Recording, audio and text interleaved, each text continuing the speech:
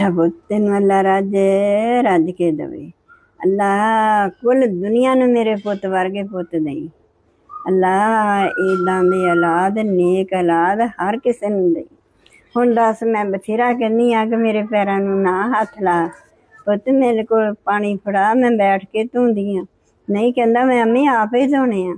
अच्छा पुत तेरा दूही जहानी अल्लाह ताला भला करे, तेरी औलाद नूं भी नेक बनावे।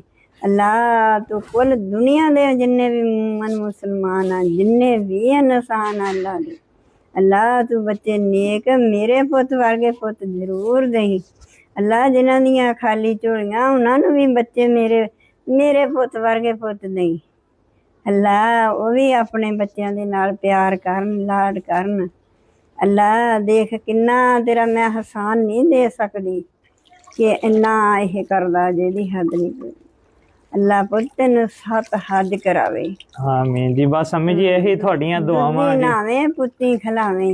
अल्लाह तेनू पुत भी दवे, अल्लाह तेनू जर भी दवे, घर भी दवे, 7 हज मदीने दे होण। आमीन जी। अल्लाह ताला उमरा हज तेरे बच्चे भी, बीवी भी, मैं भी गड्डी भर के असीं हज करन जाइए। अल्लाह ताला पुत तेनू तेरे दोस्त भी पुत बहुत अच्छे आ, अल्लाह उन्हां दी भी जिंदगी करे। ते अल्लाह ताला इदां दे नेक मैं की कह सकदी जा वारी ताला इदां दे नेक सोहणिया तू कुल दुनिया नूं बच्चे अता फरमा। आमीन जी।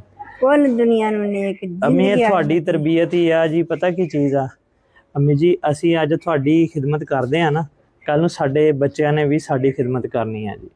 ਅਗਰ ਅਸੀਂ ਤੁਹਾਡੀ ਇੱਜ਼ਤ ਨਹੀਂ ਕਰਾਂਗੇ ਸਾਡੇ ਬੱਚਿਆਂ ਨੇ ਵੀ ਸਾਡੀ ਇੱਜ਼ਤ ਨਹੀਂ ਕਰਨੀ। ਪੁੱਤ ਦੇਖੇ ਨਾ ਤੂੰ ਮੇਰੇ ਪੈਰ ਘੁੱਟਣ ਲੱਗ ਪਵੇਂ, ਮੇਰੇ ਦਿਲ ਨੇ ਰੱਜਣਾ ਤਾਂ ਨਹੀਂ, ਮੈਂ ਕਹਣਾ ਹੋਰ ਮੇਰੇ ਪੈਰ ਘੁੱਟ। ਅम्मी ਚੰਗੀ ਗੱਲ ਹੀ ਆ ਨਾ ਜੀ। ਹੋਰ ਮੇਰੇ ਪੁੱਤ ਕਿਸੇ ਕੋਲੋਂ ਖਿਦਮਤ ਨਾ ਕਰਾਵੋ।